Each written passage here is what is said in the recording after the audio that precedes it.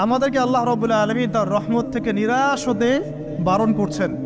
যে যত পাপ করেছে জীবনে, যদি একটা বার কেউ যদি আল্লাহ পাককে মন থেকে ডাকে, চোখ দিয়ে ঝরঝর করে পানি পড়ে, আল্লাহ পাককে বলে, সেজদায় গিয়ে পড়ে আল্লাহকে বলে রব্বিক ফিরলি, আল্লাহ আমাকে মাফ করে দাও, তার মনের মধ্যে যদি সততা থাকে, মন থেকে যদি সেই কথাটা বলে থাকে, আল্লাহ পাক শুধু তাকে ক্ষমাই করবেন না, তার সমস্ত গুনাহগুলোকে আল্লাহ নেকি দিয়ে পরিবর্তন করে দিয়েছে।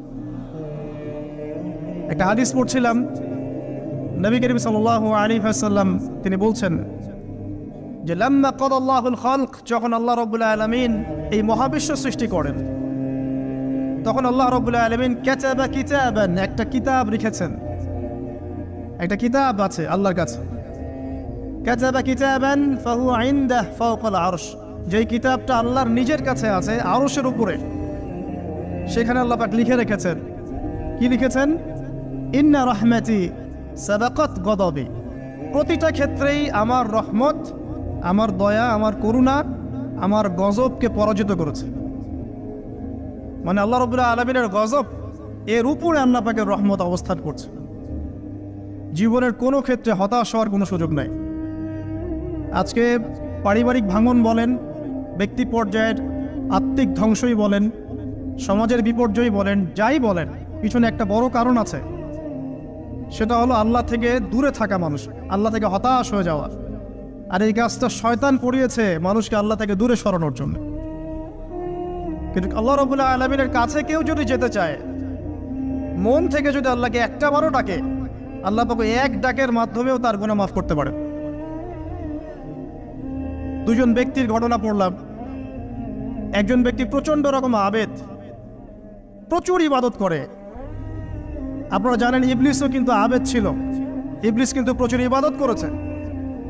এখন ওই ব্যক্তির একজন বন্ধু ছিল, এটা বানু ইসরাইলদের ঘটনা। তো সেই বন্ধু পাপী ছিল, বিভিন্ন কবিরা গুনাহ করত। আর এই আবেদ ব্যক্তি বারবার তাকে নসিহত করত, গুনাহ ছেড়ে দাও, তুমি পাপ করছো, গুনাহ ছেড়ে দাও। তখন সেই ব্যক্তি যে পাপ করছে সে বলতো যে আল্লাহ কি তোমাকে আমার রক্ষক বানিয়েছেন? আল্লাহ কি তোমাকে আমার উপর দারোগা বানিয়েছেন? আমাকে আল্লাহর হাতে ছেড়ে দাও, আমাকে নসিহত করতে শোনা। একদিন এই আবেদ ব্যক্তি তার বন্ধুকে একটা জঘন্য পাপ করতে দেখলো, এমন একটা পাপ যেটা দেখে তার মনে ধারণা আসলো এটা চরম জঘন্য একটা কাজ। তখন সে মুখ ফসকে বলে ফেলল যে আল্লাহ তোকে আর মাফ করবে না, আল্লাহ তোকে জান্নাত দিবে না। আল্লাহ রাব্বুল আলামিন মালাকুল মউতকে এই দুজনের কাছে পাঠালেন, দুজনের রূহকে কবজ করা হলো। এবার আল্লাহ পাক তার সামনে তাদেরকে উপস্থাপন করে বললেন যে তোমাকে আমার রহমত সম্পর্কে কে গ্যারান্টি দিয়েছে যে আমি কাউকে রহমত করব কি করব না? যাও, আমি তোমাকে জাহান্নামে পাঠালাম, ওই ব্যক্তি যে আমার রহমত প্রত্যাশা করেছে আমি তাকে জান্নাত দিয়ে দিলাম। দেখুন, এই হাদিসটা শুনলে মনে হয় বাহ্যিক হয়তো বা মুখের একটা কথার কারণেই সে জাহান্নামে চলে গেল। আসলে বিষয়টা এমন নয়। বিষয়টা আমি আপনাকে বোঝাচ্ছি। বিষয়টা হচ্ছে ইবলিসের মতো। ইবলিস কিন্তু শুধু মন থেকেই বলেনি যে খলাকতানি মিন নার ওয়া খলাকতাহু মিন তিন, আমি কেন তাকে সিজদা করব আদমকে? আদম তো মাটির তৈরি আর আমি তো আগুনের তৈরি। এটা ইবলিসের শুধু মৌখিক স্টেটমেন্ট ছিল না, কারণ কি ছিল? আবা ওয়াস্তাকবার, সে উদ্ধত হয়েছিল, অহংকার প্রদর্শন করেছিল। ভিতর থেকে ইন্টারনালি সে অহংকারী ছিল, সে আন্ডার এস্টিমেট করে কথাটা বলেছে, শুধু মৌখিকভাবে বলে নাই। কিন্তু ঠিক এই ব্যক্তির ঘটনা এমনই, সে মন থেকে অহংকারী হয়ে উঠেছিল, যদিও বা সে আবেদ ছিল। এখানে আমরা যারা প্র্যাকটিসিং মুসলিম হওয়ার চেষ্টা করছি, আমাদের জন্য এখানে নিদর্শন আছে। অচত নামাজ পড়েই ভেবে বসবেন না যে অনেক কিছু করে ফেলছে, এক চিল্লা দিয়ে মনে করে ফেলবেন না যে দিনের জন্য অনেক কিছু করে ফেলছে। একটা হজ করেছেন, ওমরা করেছেন, সিয়াম রেখেছেন, দিনের জন্য দান সদকা করেছেন, একটা মাদ্রাসা মসজিদ করেছেন, ভেবে বসবেন না আপনি সব অনেক কিছু করে ফেলেছেন এবং অন্যরা সব ককরোচ তেলাপোকা, ওরা জাহান্নামে যাবে, এমনটা মনে করবেন। জানি না আমরা যে কার আমলের কতটুকু আল্লাহর কাছে কবুল হচ্ছে। তো এখানে এই ব্যক্তির সমস্যা ছিল এই, সে নিজের আমলটাকে অনেক ভারী মনে করছিল এবং সে স্টেটমেন্ট দিয়ে ফেললো যে তোকে আল্লাহ পাক মাফ করবে না। এই একটা কথা মন থেকে বলার কারণে তার ইহকাল পরকাল দুটা বরবাদ হয়ে গেল, সে জাহান্নামে চলে গেল। ঠিক আরেক ব্যক্তির ঘটনা আছে এমন, এগুলো সবগুলো রেফারেন্স আছে।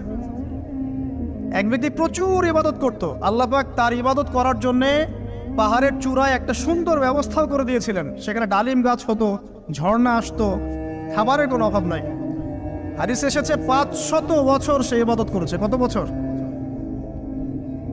কিয়ামতের মাঠে এই ব্যক্তির অবস্থা এমন হবে, তাকে জান্নাতে প্রবেশ করানোর জন্য নিয়ে যেতে বলা হবে, যাও আমার রহমতে জান্নাতে চলে যাও। আল্লাহ পাক তাকে এই কথাটা বলবেন, কিন্তু এই ব্যক্তি বলবে আমার আমলের কারণে, আল্লাহ পাক বলবেন আমার রহমতে জান্নাতে চলে যাও। ব্যক্তি বলবে আমার আমলের কারণে।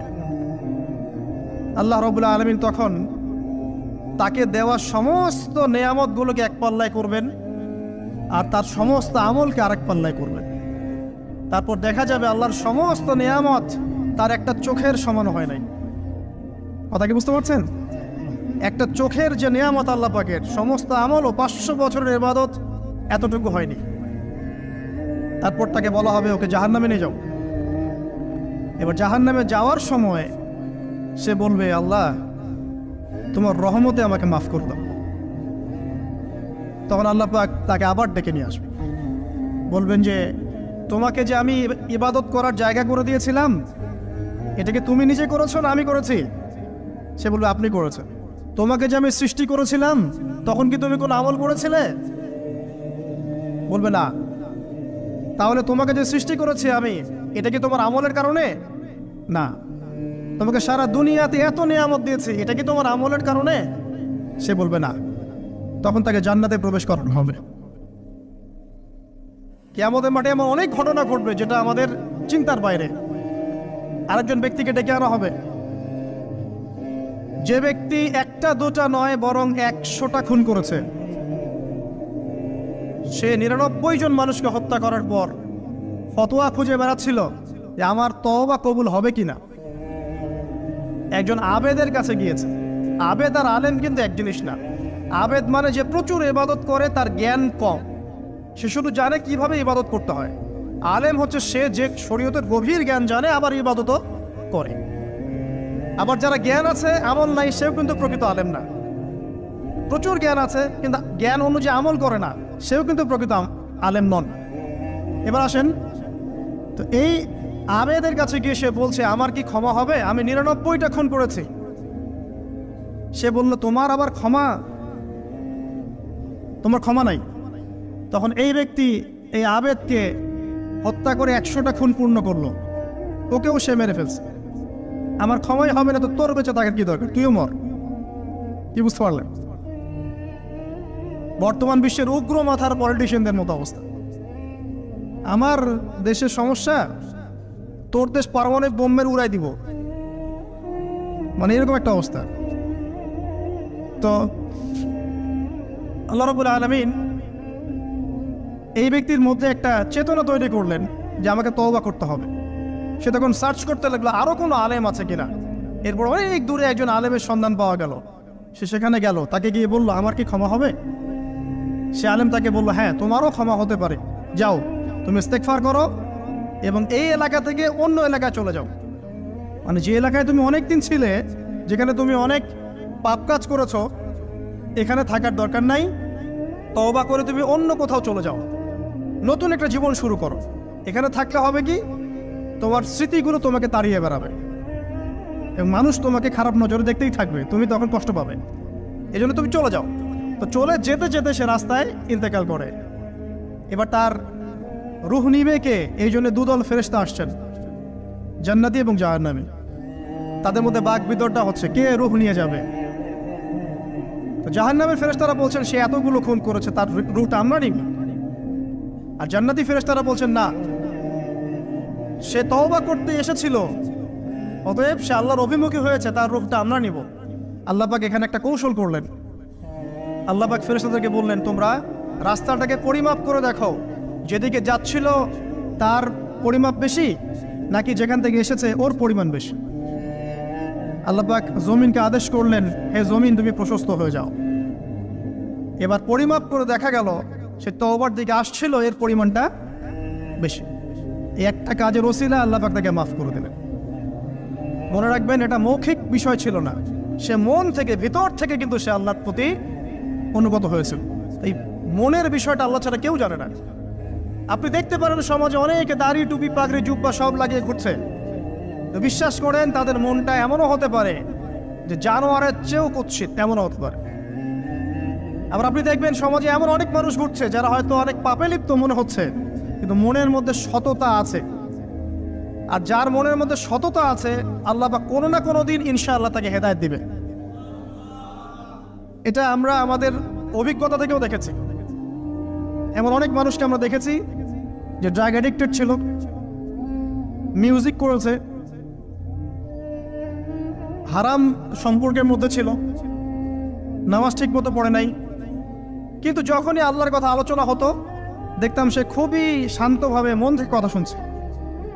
এই কথা শুনতে শুনতে শুনতে একদিন মাশাআল্লাহ এখন দেখবেন যে চিল্লা দিয়ে বেড়াচ্ছে বিভিন্ন মসজিদে।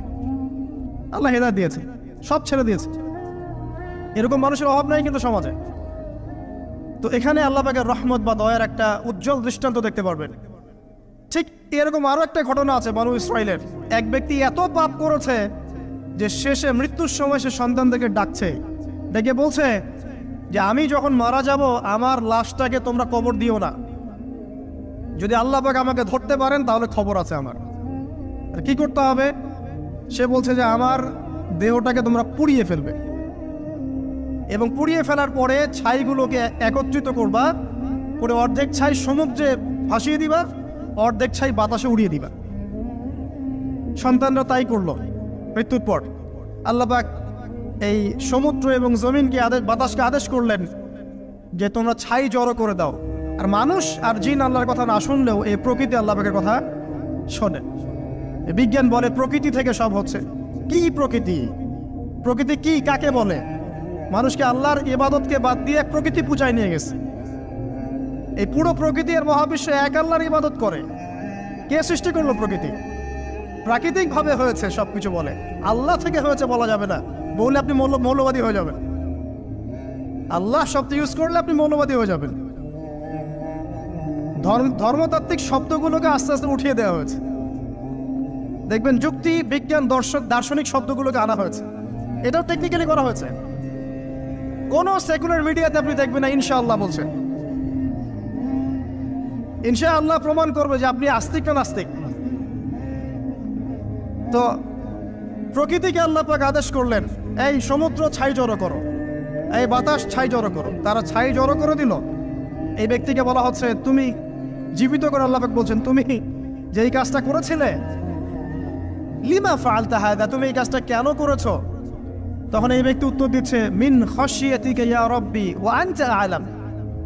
হে আল্লাহ, আমি আমার বুঝে যা এসেছে আপনার ভয়েই আমি এই কাজটা করেছি, আর আপনি খুব ভালো করেই জানেন যে আমি আপনার ভয়ে করেছি নাকি অন্য কোনো কারণে করেছি।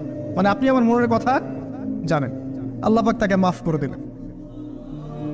আপনাদেরকে আমি সেই ব্যভিচারী মহিলার কথাও মনে করাই, যে ছিল একজন প্রস্টিটিউট মহিলা, পতিতা, যেটা আমরা বলি সমাজের ভাষায়। যদিও এখন নতুন শব্দ এসেছে সেক্স ওয়ার্কার বা যৌনকর্মী, এবং এগুলোকে আমরা এখন প্রমোট করছি। আমরা এখন অশ্লীলতাকে প্রমোট করছি।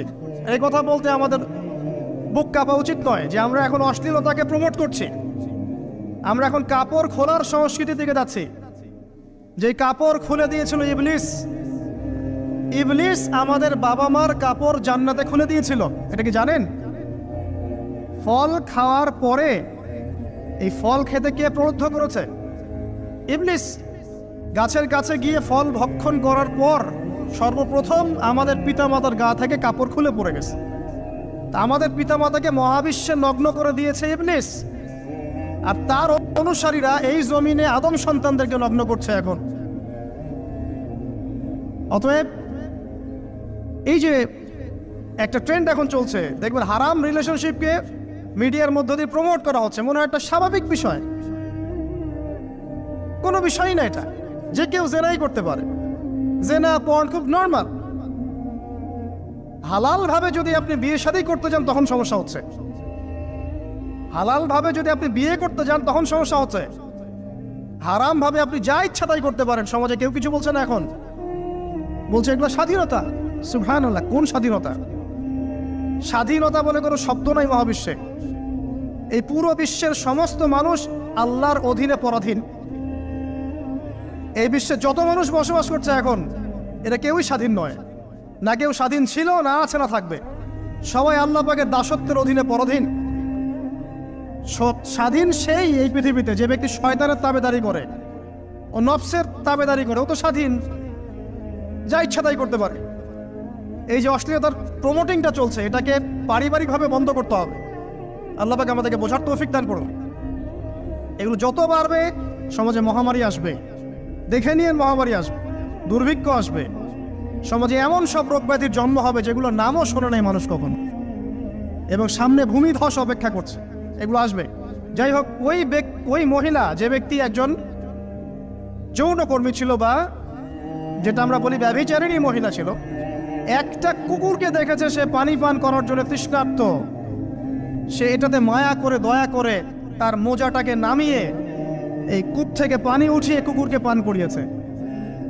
এই একটা কাজের বদৌলতে আল্লাহ রাব্বুল আলামিন এই ব্যভিচারী মহিলাকে মাফ করে জান্নাত দিয়ে দিয়েছে। হাদিস এটাও এসেছে, নবী সাল্লাল্লাহু আলাইহি ওয়াসাল্লাম বলেছেন, ইরহামু মান ফিল আরদ, তোমরা সবাই জমিনবাসীর প্রতি রহম করো। জমিনে মুসলিমই থাকতে হবে, তাদের প্রতি রহম করতে হবে এমন নয়, জমিনবাসী যারাই আছে সবার প্রতি রহম করো, জাতি ধর্ম বর্ণ নির্বিশেষে। এমনকি পশু পাখির প্রতিও দয়া করো। ইরহামু মান ফিল আরদ, জমিনে যারা আছে সবার প্রতি রহম করো। ইয়ারহামুকুম মান ফিস সামা, যিনি আসমানে আছেন তিনি তোমাদের প্রতি রহম করবে ইনশাআল্লাহ। ইসলাম এই কথাগুলো বলেছে 1400 বছর আগে। আজকের এই বিশ্বের সোকল্ড এই মডার্ন বিশ্বে, যেখানে মানুষের রক্তের কোনো দাম নাই, সেখানে ইসলাম পশু পাখির অধিকার নিয়ে কথা বলেছে 1400 বছর আগে। কাদেরকে কি শিখাতে আসেন? কোরআন এবং সুন্নাহর বাইরে অভ্রান্ত সত্যের কোনো উৎস আছে? এখানে যা আছে তাই চূড়ান্ত। মানতে চাইলে মানেন, না মানতে চাইলে জাহান্নামে যান, কেউ তো বাধ্য করছে না। লাকুম দীনুকুম ওয়ালিয়া দিন। আল্লাহ পাকের রহমত দেখেন। আরেকটা ঘটনা আছে, এমন একটা বিড়ালকে বেঁধে রেখেছিল এক মহিলা, খাবার দেয় নাই, কষ্ট দিয়েছে। একটা বিড়ালকে খাবার না দিয়ে কষ্ট দেওয়ার কারণে এই মহিলাকে আল্লাহ পাক জাহান্নামে পাঠিয়েছে। এরকম কত ঘটনা আছে, এই ঘটনাগুলো হাদিসের পাতায় বর্ণিত আছে। কোরআনে কি বলছে দেখুন। কোরআনের আমি কয়েকটা পয়েন্ট আপনাদেরকে খালি বলছি, এটা নিয়ে আমি সকালে ভাবছিলাম। আল্লাহ পাক আদম আলাইহিস সালামকে সৃষ্টি করেছেন আমরা সবাই জানি, কিন্তু আল্লাহ পাক সূরা সাদের মধ্যে বলছেন ইবলিসকে, হে ইবলিস, তোমাকে কিসে বারণ করলো আদমকে সিজদা করতে, যে আদমকে আমি নিজের হাত দিয়ে সৃষ্টি করেছি। আল্লাহ রাব্বুল আলামিন যে আমাদেরকে এত যত্ন করে ভালোবেসে সৃষ্টি করেছেন, এটা কি আল্লাহ পাকের দয়ার নিদর্শন নয়? মহাবিশ্বের অন্য কোন মাখলুক সৃষ্টির ব্যাপারে আল্লাহ পাক বলেন নাই খলাকতু বিয়াদাই, আমি নিজ হাতে তাকে সৃষ্টি করেছি। শুধু সৃষ্টি নয়, সৃষ্টি করার পর আল্লাহ পাক তাকে সমস্ত নাম শিক্ষা দিয়েছেন। এই যে জ্ঞান শিক্ষা দেওয়া, জ্ঞান, এটা আল্লাহ পাকের সবচেয়ে বড় নিদর্শনগুলোর মধ্যে অন্যতম।